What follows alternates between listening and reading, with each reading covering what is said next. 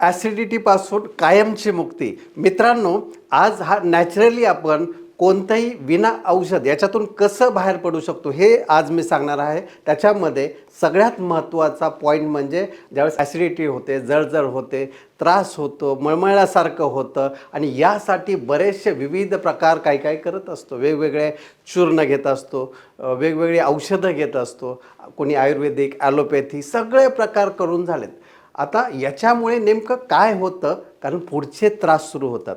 आता ज्यावेळेस आपण झोप पूर्ण नसते किंवा आपल्या काही आहारामध्ये बदल झाल्यामुळे आपल्याला हा ॲसिडिटीचा त्रास होतो. बऱ्याचदा काही तिखट खाल्लं किंवा काही बाहेरचे पदार्थ खाण्यात आले तरीसुद्धा हा त्रास होतो. म्हणजे हा जो काही त्रास आहे बऱ्याचदा सांगितलं जातं की हा शारीरिक त्रास आहे, पण मित्रांनो, हा शारीरिक त्रास नसून हा मानसिक ताणतणावांमुळे झालेला त्रास आहे. आता मानसिक ताणतणाव कशामुळे येतात आणि ॲसिडिटी नेमकी कशामुळे होते ते आपण समजून घेऊया. ॲसिडिटी बऱ्याचदा रात्री जेवणामुळे लगेच झोपल्यामुळे सुद्धा ॲसिडिटी होते. अशी बरीचशी कारणं आहेत की कुणाला चहा पिल्यानंतर ॲसिडिटी होते, कुणाला प्रवास केल्यानंतर ॲसिडिटी होते, कुणाला जेवण वेळेवर न केल्यामुळे ॲसिडिटी होते.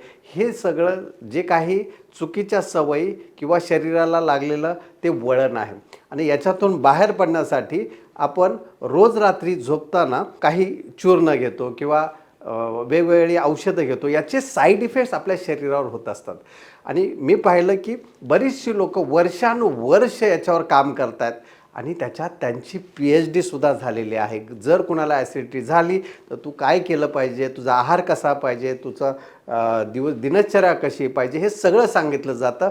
फिजिकल हेल्थवर बोललं जातं, पण मेंटल हेल्थवर अजिबात कोणीच बोलत नाही. आणि मेंटल हेल्थ जर आपली चांगली असेल तर नक्कीच आपली फिजिकल हेल्थसुद्धा चांगली होऊ शकते. जसं की आपल्याकडे बरेचसे क्लायंट असतात, त्यांना ॲसिडिटीचा जो काही त्रास होतो. असा एक मुलगा होता, साधारण 29 वर्षाचा मुलगा होता आणि त्याला ती एवढी ॲसिडिटी झाली होती की तो चांगला इंजिनियर मुलगा इथेच थेरगावमध्ये राहिला आहे. तर तो बऱ्याचदा त्यांनी सगळं करून पाहिलं, म्हणजे तो घरातून बाहेर जायचं म्हणलं तरी त्याला ॲसिडिटी व्हायची. म्हणजे कुठे जर त्याला दुकानात जायचं आहे, कुणाच्या घरी जायचं आहे तरी तो जाऊ शकत नव्हता, कुठे जायचं तर राहू शकत नव्हता, त्याला प्रवास सहन होत नव्हता, म्हणजे तो घरातून बाहेरच पडू शकत नव्हता. तो स्वतःला इतका वैतागला, साधारण 9 वर्ष त्याने ते घरात घालवले. सगळं करून झालं होतं. आता इंजिनियर मुलगा म्हटल्यानंतर घरचेसुद्धा त्याच्यामध्ये ट्रेसमध्ये गेले. घरच्यांनासुद्धा ॲसिडिटीचा त्रास सुरू झाला. का? कारण याच्या टेन्शनमुळे जे काही ताण तणाव नैराश्य जे जीवनात असतं त्याचा परिणाम आपल्या बॉडीवर होत असतो आणि अशा प्रकारच्या जो काही त्रास आहे याच्यातून बाहेर पडण्यासाठी तो आमच्याकडे आला होता. त्याच्यानंतर त्यांनी काउन्सिलिंग केलं. काउन्सिलिंग केल्यानंतर आपण त्याचं प्रोग्रामिंग केलं. त्याला शांत झोप लागायला सुरुवात झाली आणि पहिल्या दिवसापासूनच त्याच्यामध्ये प्रचंड बदल होत गेले. साधारण 1 महिन्यामध्ये तो कोल्हापूरला जाऊन पहिल्यांदा त्यांनी अंबाबाईचं दर्शन घेतलं आणि नंतर तिथून डायरेक्ट माझ्या क्लिनिकला आला आणि मला येऊन भेटला.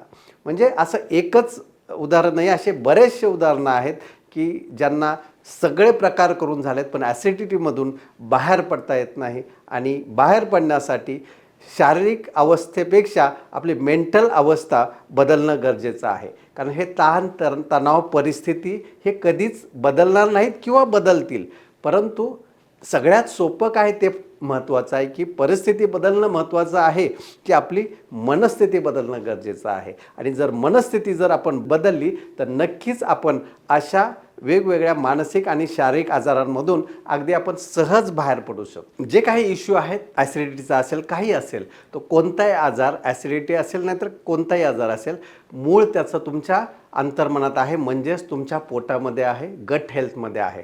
आता हे गट हेल्थमध्ये जर परिणाम झाल्यानंतर हे, कारण प्रत्येक पॅथीला माहिती आहे. म्हणजे ॲलोपॅथी म्हणते की पोट निरोगी म्हणजे आयुष्य निरोगी.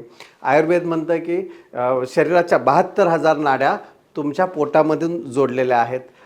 युनानी आणि नॅचरोपॅथी सांगताय की तुमचा सेकंड ब्रेन म्हणजे तुमचा गट आहे, तुमचं पोट आहे. या ॲसिडिटीमधून जर बाहेर पडायचं असेल तर पहिल्यांदा पोटामध्ये जे काही तुमच्या कळत नकळत जो काही बॅक्टेरिया आहे किंवा जे काही तुमचा डाएट आहे पहा, बऱ्याचदा डायटिशियन किंवा न्यूट्रिशियन्स हे तुम्हाला आहारासाठी खूप हेल्प करतात किंवा तुमचा असा डाएट असला पाहिजे, तरीसुद्धा आपण त्यातून बाहेर पडू शकत नाही, तरी हा त्रास असतोच. अशा वेळेस सगळ्यात महत्त्वाचं ज्याच्यावर काम केलं पाहिजे म्हणजे आपल्या मेंटल हेल्थवर आपण काम केलं पाहिजे, त्याच्यावर कोणीच काम करत नाही.